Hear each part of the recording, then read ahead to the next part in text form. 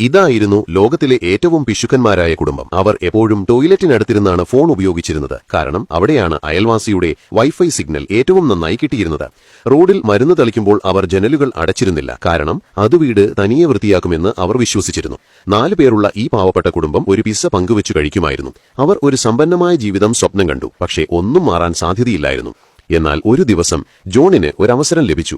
അവന്റെ പഴയൊരു ക്ലാസ്മേറ്റ് അവനൊരു ട്യൂഷൻ ജോലി ശരിയാക്കി തരാമെന്ന് പറഞ്ഞു. ജോൺ ഭയന്നു. കാരണം അവന് കോളേജ് ബിരുദം ഇല്ലായിരുന്നു. അവർ അവനെ ഒഴിവാക്കുമെന്ന് അവൻ കരുതി. അപ്പോൾ അവന്റെ സഹോദരി അന അവനെ സഹായിക്കാൻ ഒരു പ്രശസ്തമായ യൂണിവേഴ്സിറ്റിയുടെ വ്യാജ സർട്ടിഫിക്കറ്റ് ഉണ്ടാക്കി നൽകി. അടുത്ത ദിവസം ജോൺ കടം വാങ്ങിയ വസ്ത്രങ്ങൾ ധരിച്ച് ആ പണക്കാരന്റെ വീട്ടിലേക്ക് പുറപ്പെട്ടു. ആ വീട് കണ്ടപ്പോൾ അവന്റെ കണ്ണുകൾ തള്ളിപ്പോയി. അല്പസമയത്തിനകം അവൻ സ്വയം നിയന്ത്രിച്ചു. പിന്നെ ഒരു സമ്പന്നയായ സ്ത്രീ വാതിൽ തുറക്കാനായി വന്നു. ജോൺ വളരെ ആത്മവിശ്വാസത്തോടെ സംസാരിക്കുകയും നല്ല മതിപ്പുണ്ടാക്കുകയും ചെയ്തു. താൻ പഠിപ്പിക്കുന്നത് ജോണിന് ശരിക്കും അറിയാമോ എന്ന് ക്ലാസ് സമയത്ത് സ്വയം കാണാൻ ആഗ്രഹിക്കുന്നുവെന്ന് അവർ പറഞ്ഞു. ജോൺ പുഞ്ചിരിയോടെ സമ്മതിച്ചു. ട്രയൽ ക്ലാസ് തുടങ്ങിയപ്പോൾ പെൺകുട്ടി വളരെ പരിഭ്രമിച്ചിരിക്കുന്നത് അവൻ കണ്ടു. അവൻ പതിയെ അവളുടെ കയ്യിൽ പിടിച്ച് അവളെ ശാന്തയാക്കി. ഇത് കണ്ട് ആ സ്ത്രീക്ക് സന്തോഷമായി. അവർ അപ്പോൾ തന്നെ അവന് ജോലി നൽകി. അപ്പോഴാണ് പെട്ടെന്നൊരു അമ്പ് അവന്റെ തലയ്ക്ക് മുകളിലൂടെ കടന്നുപോയത്. അത് ആ സ്ത്രീയുടെ ഇളയ മകനായിരുന്നു.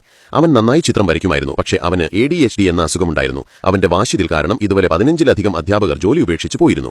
തന്റെ മകന് അനുയോജ്യനായ അധ്യാപകനെ കിട്ടുന്നില്ലല്ലോ എന്ന് ആ സ്ത്രീ വിഷമിച്ചിരുന്നു. ഇത് കേട്ട് ജോൺ പറഞ്ഞു തനിക്ക് വളരെ നല്ലൊരു ആർട്ടിസ്റ്റും കുട്ടികളുമായി ഇടപെടാൻ അറിയാവുന്ന ഒരു പെൺകുട്ടിയെ അറിയാമെന്ന്. ആ സ്ത്രീക്ക് സന്തോഷമായി. ഉടൻ തന്നെ അവളെ വിളിക്കാനും പറഞ്ഞു. അടുത്ത ദിവസം ജോണിന്റെ സഹോദരി ആ കുട്ടിയുടെ ആർട്ട് ടീച്ചറായി എത്തി. സമ്പന്നയായ സ്ത്രീ ക്ലാസ്സിലിരിക്കാൻ ആഗ്രഹിച്ചെങ്കിലും അന അത് സമ്മതിച്ചില്ല. ക്ലാസ് അവസാനിച്ചപ്പോൾ അവരുടെ മകൻ വളരെ ശാന്തനായിരിക്കുന്നത് ആ സ്ത്രീ കണ്ടു. ആദ്യമായിട്ടാണ് അവൻ ഇത്രയധികം ശ്രദ്ധയോടെയിരിക്കുന്നത്. വാസ്തവത്തിൽ ജോണും അനയും കുട്ടിയെക്കുറിച്ച് മുൻപേ അന്വേഷിച്ചിരുന്നു. അവന്റെ കുട്ടിക്കാലത്ത് എന്തോ മോശം സംഭവിച്ചിട്ടുണ്ട് എന്ന് അവർക്കറിയാമായിരുന്നു. അവന്റെ സംസാരത്തിൽ നിന്ന് അവൻ ഉള്ളിൽ വളരെ ദുഃഖിതനാണെന്ന് അന മനസ്സിലാക്കി. അവൾ ആ സ്ത്രീയോട് പറഞ്ഞു താൻ അവനെ ആർട്ട് പഠിപ്പിക്കുക മാത്രമല്ല ആർട്ടിലൂടെ അവന്റെ മനസ്സിനെയും സുഖപ്പെടുത്തുമെന്നും. ഇതുകേട്ട് ആ സ്ത്രീക്ക് വളരെയധികം സന്തോഷമായി. പക്ഷേ ഈ തീരുമാനമായിരിക്കും ഒരു ദിവസം അവരുടെ മുഴുവൻ കുടുംബത്തിന്റെയും ജീവിതം മാറ്റിമറിക്കുക എന്നവർ അറിഞ്ഞിരുന്നില്ല.